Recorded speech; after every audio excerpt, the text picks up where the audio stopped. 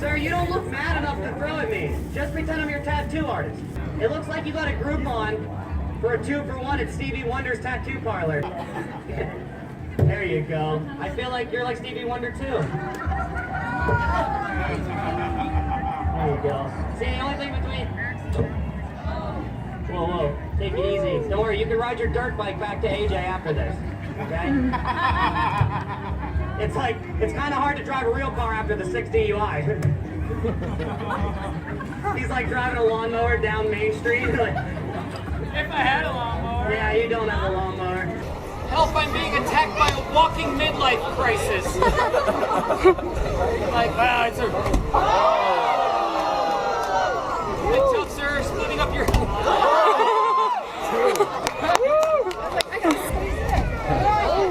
Now, sir, hang on. If you break my hand, how's your wife going to have any gratification today?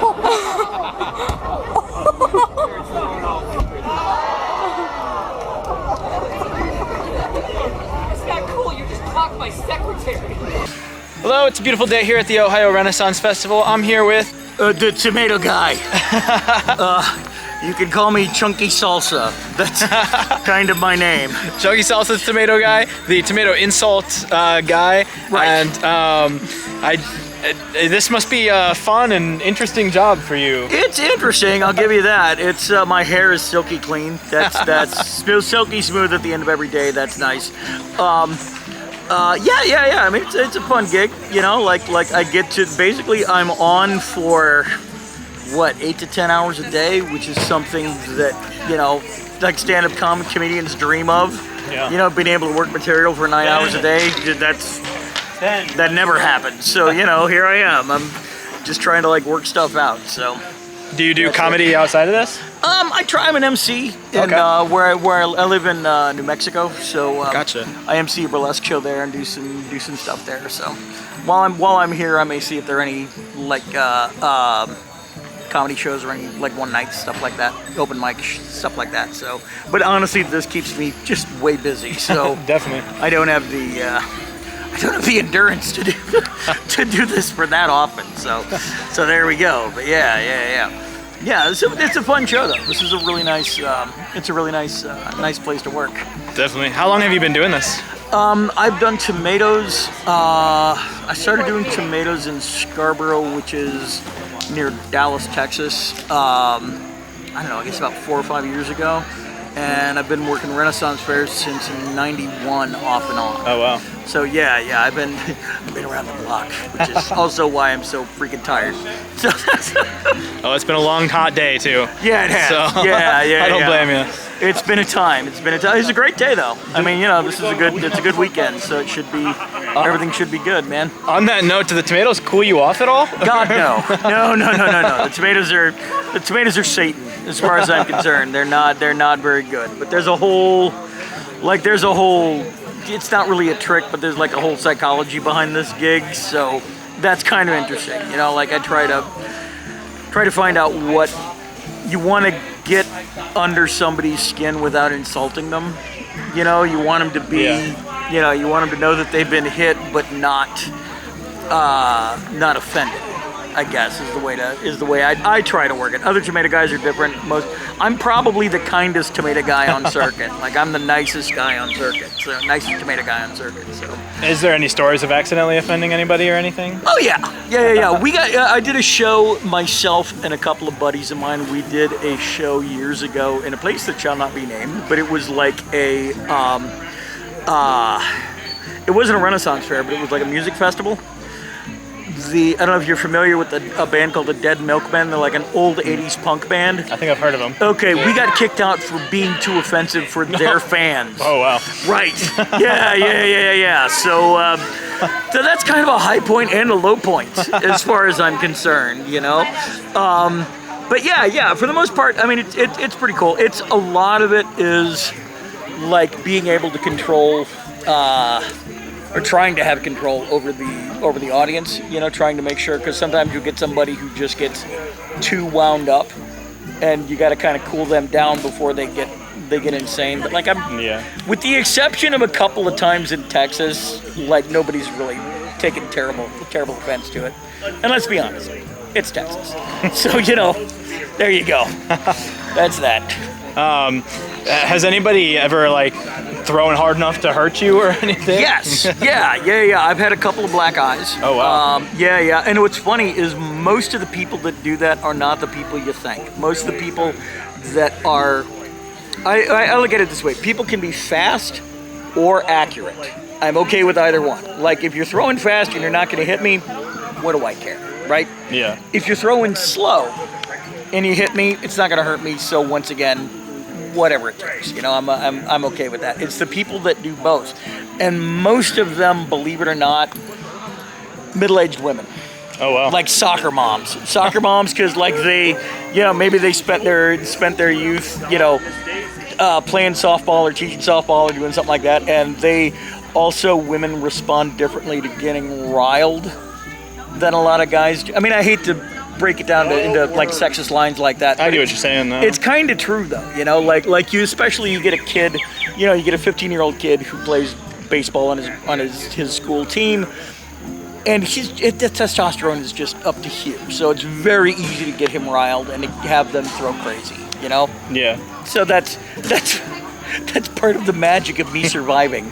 But like, and generally speaking, older people tend to have their ducks in a row a little bit more. They're a little more, they can blow off the insults a little easier, so Right. they focus a little more, and then if I really hit the wrong button, they will just nail me. So yeah, that's part of the thing. So were those people aiming for your eye when you got a black eye? No, I mean, they're aiming for my face, but that's the part of the game. That's the end of the game. So yeah. Oh my God. Yeah. So a shower is next on my list. So yeah, that'll happen soon. So yeah. But that's that's sort of the meat and potatoes of what goes on here. Is we just try to get people in and out. Do like a quick, couple of seconds of insult and send them out. So it's like we're not a bespoke company as far as insults go, like we're just kind of like get and go, man. But sometimes, some people just ask for it, Yeah. So there you go. That's what a lot of it is, and just getting a lot of it is just getting a crowd together, being able to hawk a crowd, get a line going, and keep the line going, so you can, make people happy, because that's, despite the name of the show, that's kind of what I try to do. You just try to make sure people have a good time, and some people, people like to be insulted at a certain level. Like I try not. There's certain things. My general rule is I try not to insult somebody for things they can't control.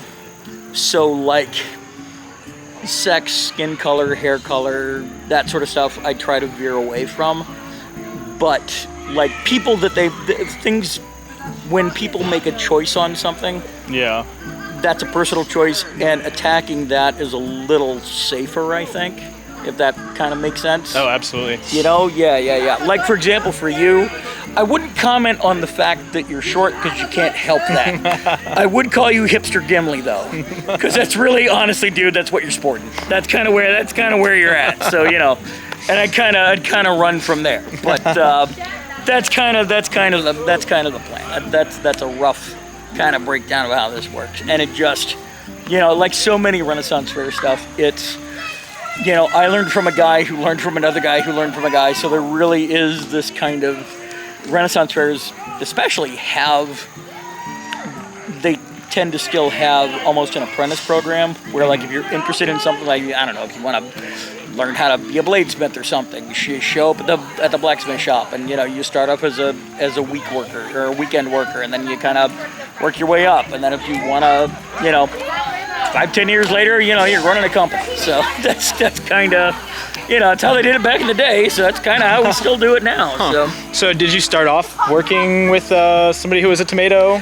Yeah. A buddy of mine who's now living in New Orleans, he's doing burlesque there. He's the guy that mainly taught me. But I had both of us are working for another guy. So that's kind of where that goes. So. Okay. Like I say, I'm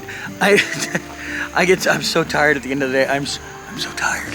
I don't, I can't do paperwork. Like, I'm not a paperwork. I'd rather just sit here and do the thing and then be done. So that's kind of where I'm at. I'm old and I'm lazy. That's basically it. I'm an entertainer. I want to be a rock star. You know, I just want to like roll in, do the gig, and leave. So that's kind of it.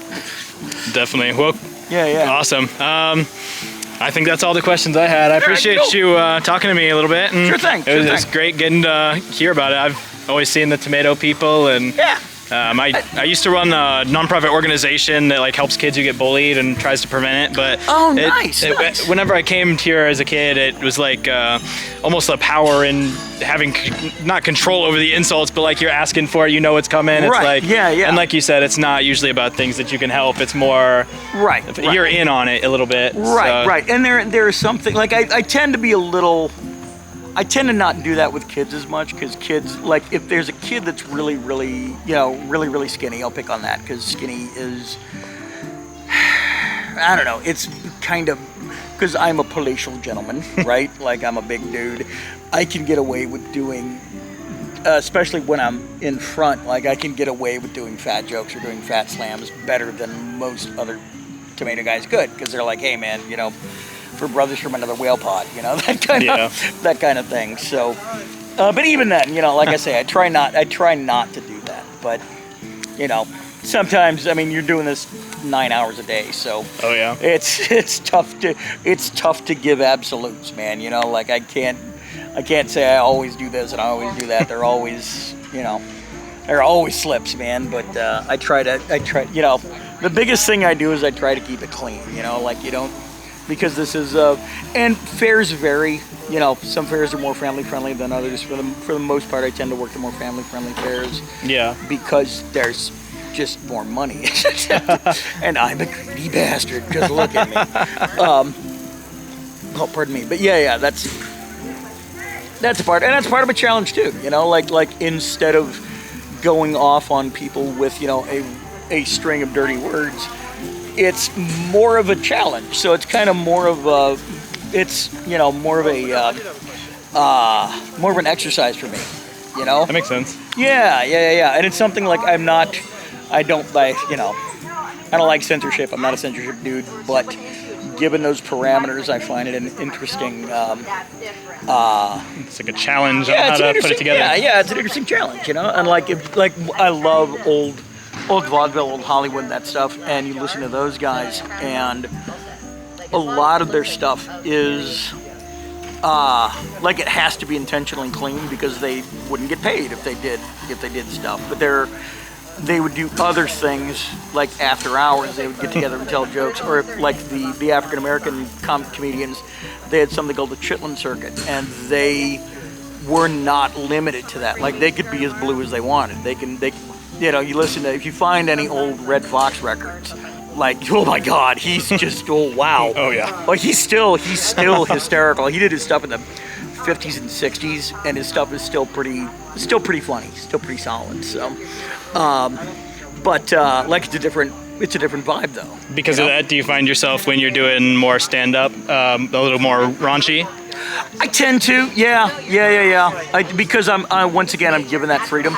Yeah. I'm able to, you know, because especially if I'm seeing like a burlesque show, which I normally do, like that's, you know what you're getting into, you know, so you're gonna see, you know, there's gonna be dirty words and stuff and politics and stuff like that, which you generally don't get here. So, which is another nice thing, you know, like around here, I can just kind of get and go. It's not as, you know, it's not as, well, it's just not as dirty. I guess it's just the way to say it, but there we go. That's about it, man. Cool. Well, thank you. All right, sure thing. Hope you have a good shower, and I will have an excellent shower. Hope the next 6.5 weeks are great for you here at the Ohio Fair. Thanks. Yeah.